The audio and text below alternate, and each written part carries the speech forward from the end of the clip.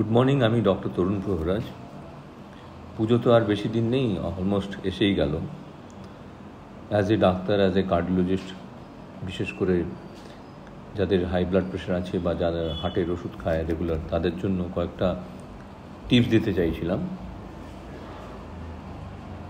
যাদের blood pressure আছে তারা যেন প্রেশারের ওষুধ খেতে ভুলে না যান, যেরকম মর্নিং ডোজ বা ইভিনিং ডোজ যেন ভুলে না যান।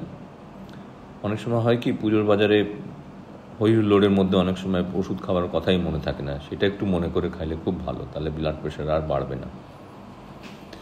যারা হার্টের ওষুধ নিয়মিত খান তারা যেন ভুলে না যান, প্রত্যেক টাইম অনুযায়ী প্লাস মাইনাস 30 মিনিট ঠিক আছে, কিন্তু টাইম অনুযায়ী ওষুধগুলো খেলে ভালো।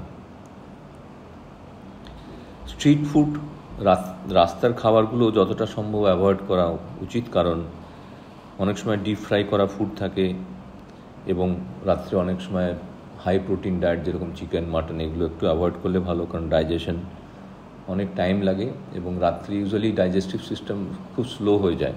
কাজেই হাই প্রোটিন বা ফ্রাইড ফুডগুলো একটু অ্যাভয়েড করলেই ভালো।